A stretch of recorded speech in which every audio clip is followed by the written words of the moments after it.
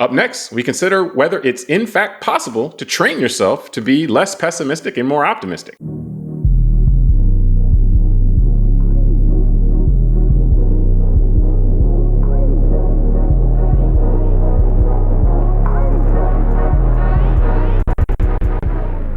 All right, so for our second topic today, Tunde, you sent me a piece earlier this week talking about techniques. And it was an article talking about these techniques that you can use to train yourself to be less pessimistic and more optimistic. And that while some of this stuff can be genetic based, but more of it tends to be based on your own mindset, habits, approach, and so forth. So what are your thoughts on the revelations that we're given here? Do you think this is actionable stuff, or this is kind of maybe too aspirational, and out in left field a little bit?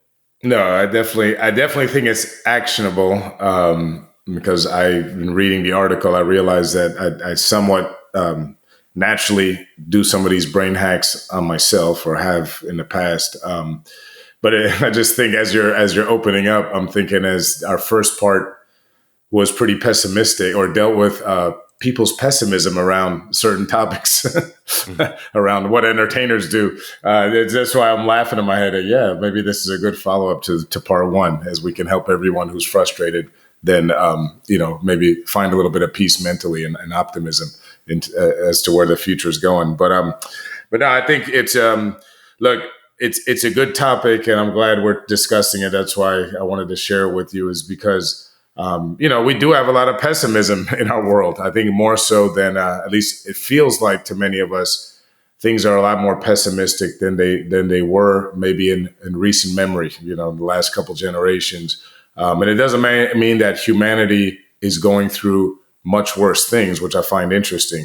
Most of us aren't experiencing something like being enslaved, or we're not, being marched to a gas chamber or anything like that. So, but I think this perception game is important, and we have a lot of negativity around us through the algorithms and a lot of things we discuss in our show regularly. And so I think the ability for us as individuals to learn how to bring ourselves to a more optimistic mindset just on a regular basis, I think is actually very important. So no, for sure. I appreciate you noticing a benefit to this topic. No, for sure. I mean, and what struck me when you sent this, actually, I referenced this a few weeks ago, but just something I had read talking about how the mistaking of kind of human nature and human evolution, that humans spent most of their time as prey, hiding from big cats or big predators. And that mentality still lives with us, particularly because of our heightened awareness, and tend to fixate on negativity and negative things and threats, so to speak. And this pessimism piece, because I think that we're exposed to more pessimism now than we ever have been, because pessimism has shown to be the most the more engaging than optimism. There is an audience for optimistic messages and self-help and all that kind of stuff, but it seems like there's a much larger and more persistent audience for people who are out here warning you about this, and everything is going to be terrible, and here's why, and yada yada yada. Like, that seems to draw more eyeballs more consistently than any kind of optimistic message. So I do think, because that fact, and because the way our media is set up to be fixated on drawing eyeballs, so they're going to be biased towards that type of messaging. The ability to try to keep yourself or to try to leverage or to pull yourself into more of an optimistic mindset kind of will come on the individual. You can't look to society to help you with that, because society is actually going to inundate you with messages to push you in a more pessimistic direction, because that's profitable for the people who are pushing messages. So I thought this was very, very helpful for that reason. And it is you're going to be bombarded everywhere you look with things that may bias you more towards pessimism. And so what can you do to then kind of steel yourself, to prepare yourself to deal with that? In the same way, like you're going to be bombarded with images of sweet treats and ultra processed food, and you need to do things to kind of steel yourself to not have to deal with that so much, or to be able to overcome that, either from a discipline standpoint and or from an exercise and taking care of your body standpoint. So this is, I read this and I'm like, this is kind of like reading a workout magazine is giving me workout techniques, or reading some kind of article about diet and how to what I can eat so that I'm not craving, like ultra processed snacks Yeah. all day and stuff like that. So it just deals with your mind, and it deals Well, with these tricks that you're doing with your mind. yeah, let me pick that up. That's interesting because I think just like with food and nutrition and exercise, part of that journey, if we want to improve those areas of our lives, so to speak, is actually learning about like their foundations, right? Like what is how does the food I put in my body actually affect my cells? How do I digest it? All that.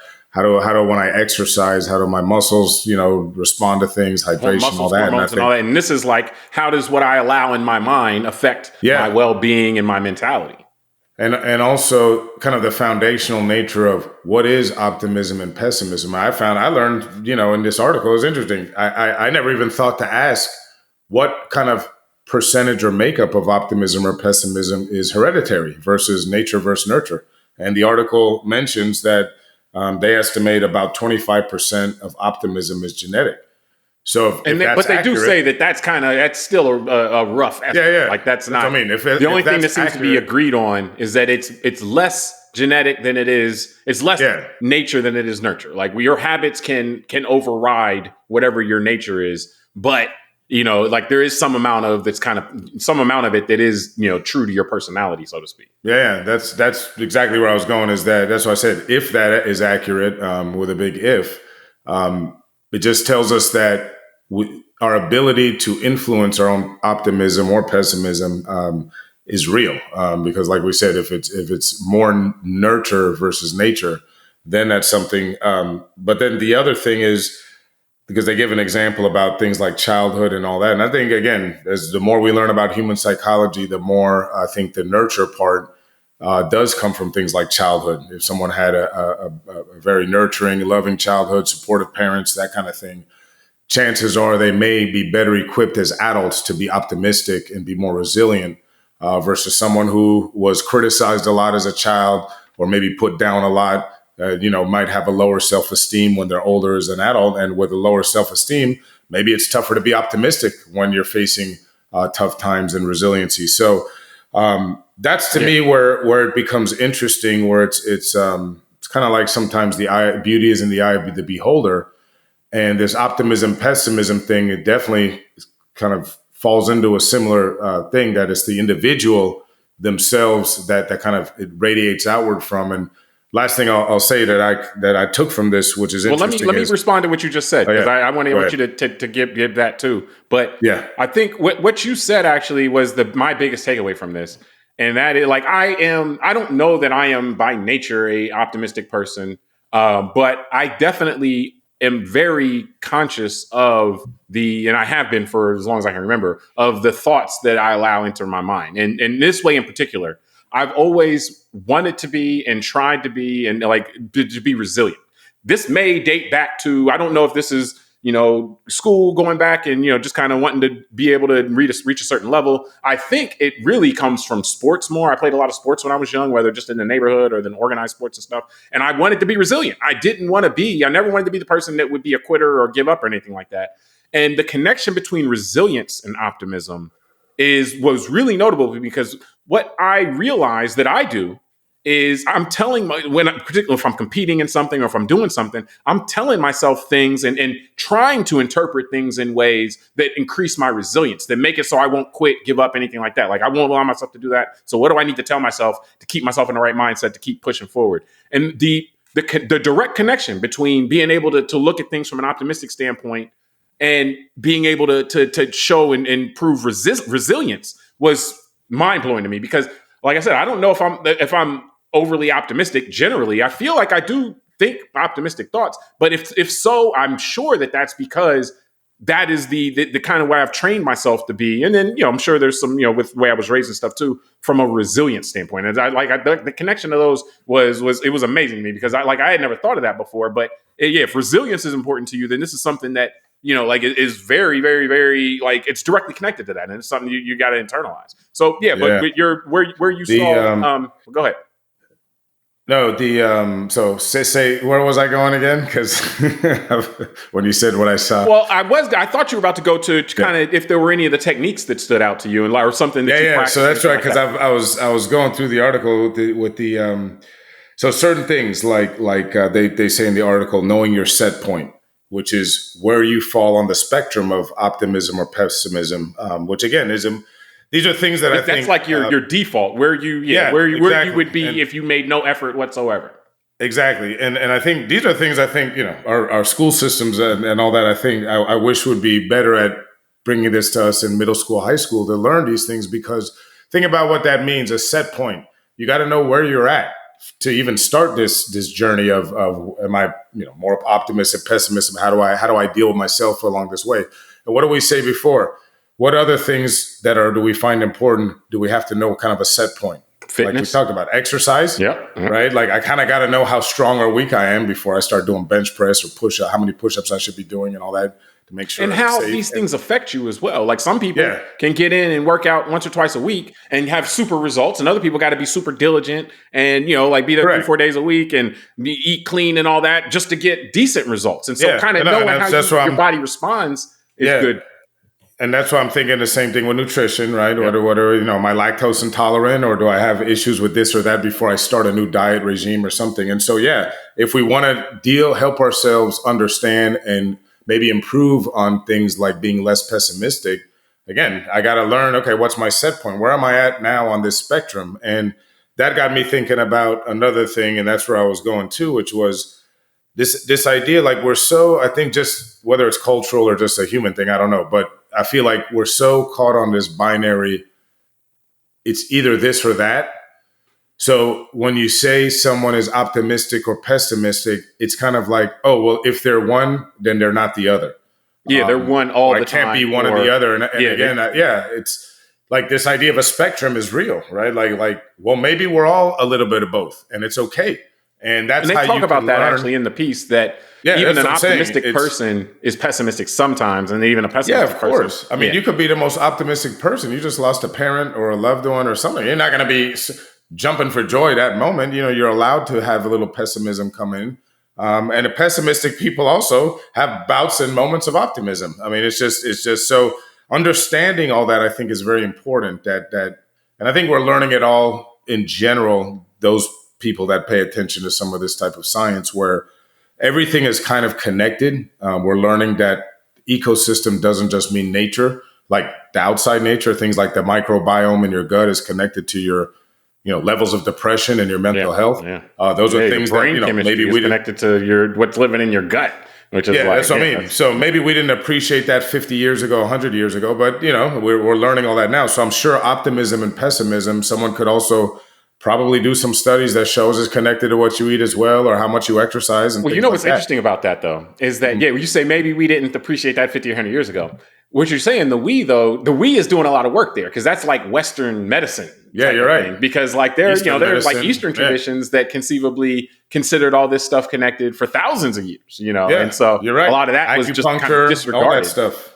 Yeah, you're right. Yeah. I'm saying acupuncture is a good example, and all these other ways of being. Or just here, let me throw one at you, because one of the techniques they talk about, and this one I think is harder to grasp, but meaning it's harder to the way our culture works. But practicing mindfulness was one of the things to do, and it's like, there's been cultures doing that for a long time, and practicing mindfulness seems to be one of the answers to every problem that people have. Like, oh well, what a surprise! Practice mindfulness. Which is probably true, like I'm not saying that laughing at that because it's like it's not true, but just laughing at it, just like that's probably a very powerful way. But think about what you're saying.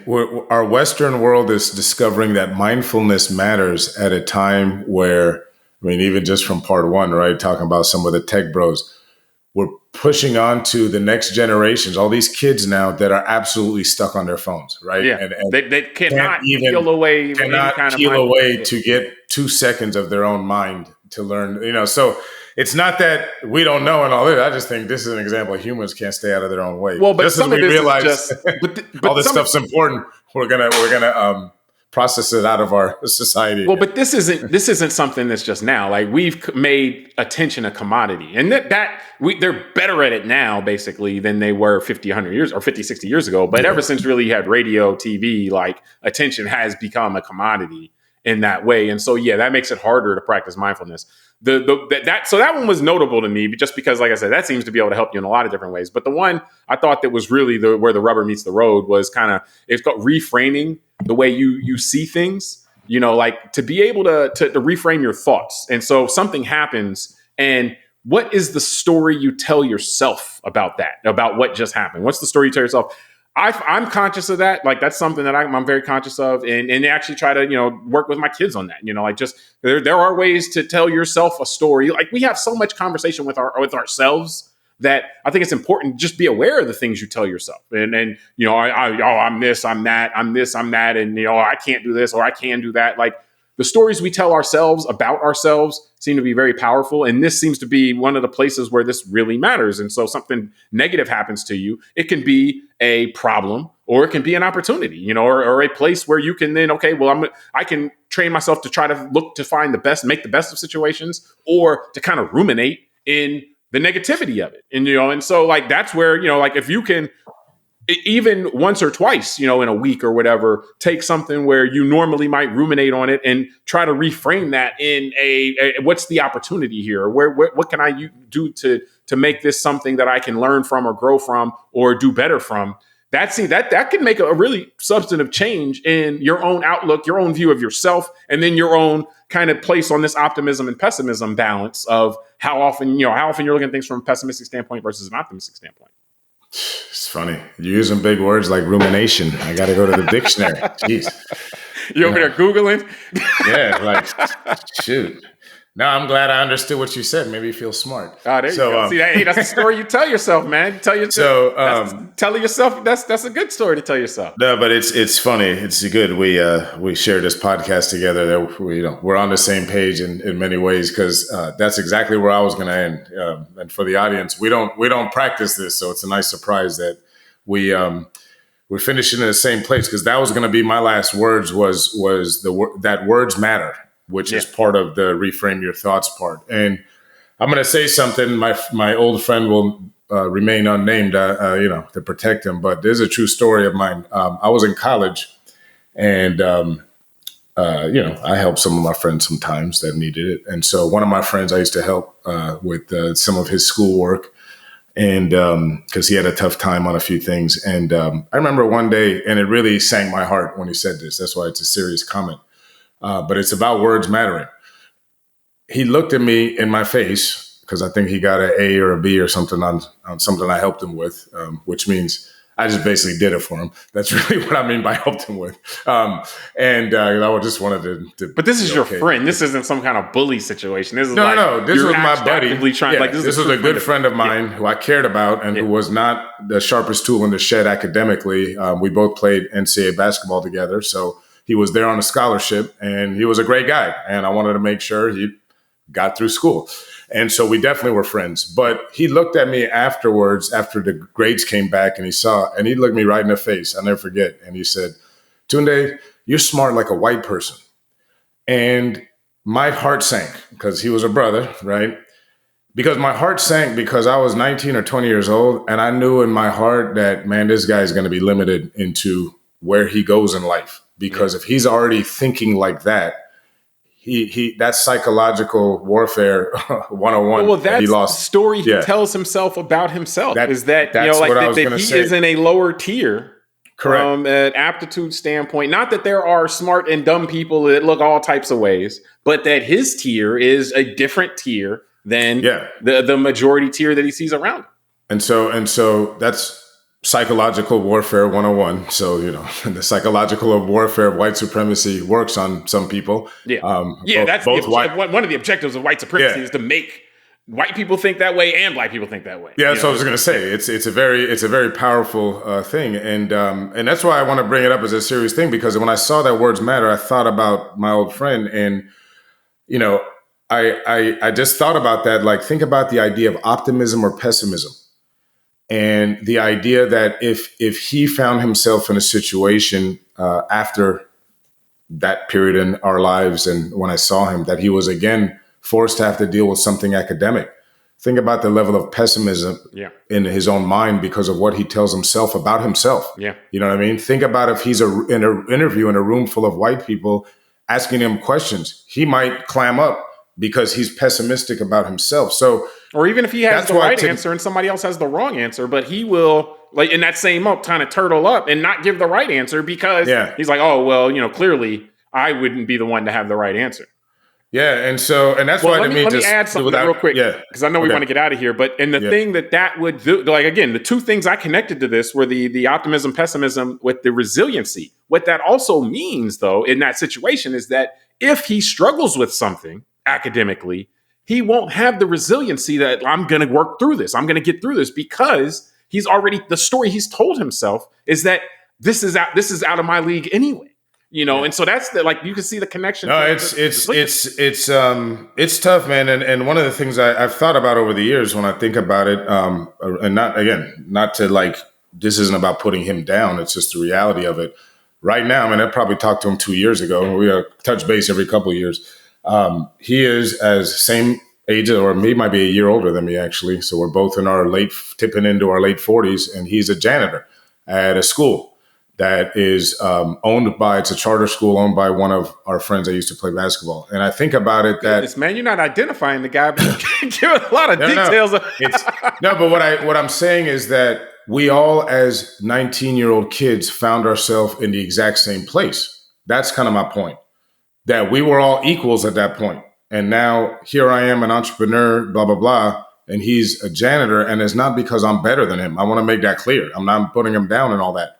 I think it's because of the stories we told ourselves in our head along the journey. And it's about that optimism versus pessimism and the ability to deal with resiliency. And unfortunately, because of how he already came to the same place that I met him, but with a different story he told himself, that probably affected, like we're talking, the trajectory of how he was able to navigate over the last 25, 30 years of his life. When you struggled in a class, you might have responded differently than when he struggled in a class. Like you might say, oh, no, exactly. I can get this. Let me buckle down and spend a little extra time and I got it, versus somebody who might not approach it that way and say, oh, well, if I'm struggling, all is lost. And I want to close with this part, though, because I think this is, we're at the end of January right now, about to go into Black History Month. And the connection you just made there, I just kind of want to make this explicit. This is why, and that people have identified in American society now, the need to kind of highlight when a Black person does this or a Black person does that, or when Black people did this in history, is because the stories we tell ourselves. So much of what people are exposed to, which this affects the ability for a good portion of Americans, 10, 12% of Americans, who are Black Americans, to be able to achieve and to have resiliency. If the stories they're told growing up and so forth, and what they internalize is that they can't, that they aren't on that same level, then they won't be able to have you'll have a part of your society that just doesn't have resiliency and so forth. And so the efforts of society to be able to bring this other group of people in society up and say, okay, hey, don't have these stories where you tell yourself that you guys can't be a part of this culture, this society, is good for all of us, good for all Americans, because we have to counteract the fact that messages have been told for so long to this segment of society that no, you're not a part of this. We're not going to let you in, and things like that. And so, like, it's about trying to reframe and repurpose some of these messages that people tell themselves, because no society is better off by having 12% of it just, perpetually down and unable to pull itself up. So I just wanted to say that, because that's, people sometimes wonder, well, why is that? Why does that exist? And that's what it's about, really. Yeah. Well, I mean, I appreciate you finishing that, because that was also very serious for me to bring that in. And I agree with you. And that's where this is the battle of culture, right? Because you and I right now live in a state where the current governor banned the teaching of Black history in public schools just in the last 18 months. So this is a battle. And what was his reasoning? His main reason was because he didn't want any kids to feel guilty or embarrassed. So again, it's perpetuating the pessimism of a group of people like ours to not feel fully engaged in the story of the country, for the idea of saving someone else from harm. When those people, I don't know how many white kids in high school right now are asking to be saved from information that I mean, you and I would think doesn't harm them, right? Well, So it's this is the a battle. projection This is what of a harm. culture It's not even really like, it's not direct harm. It's the idea that someone might feel guilty because of this and that. And so, but it's really just a matter of control, when it gets into that point. So, but I think that's a whole nother topic. I'm about to start another show. yeah, we'll get into something with that, next month. We got to get out of here. Yeah. So, but we appreciate everybody for joining us on this episode of Call Like I See It. Subscribe to the podcast, rate it, review it, tell us what you think, send it to a friend. Until next time, I'm James Keys. I'm Tunde Ogunlana. All right, check out part 1 as well, and we'll talk to you soon.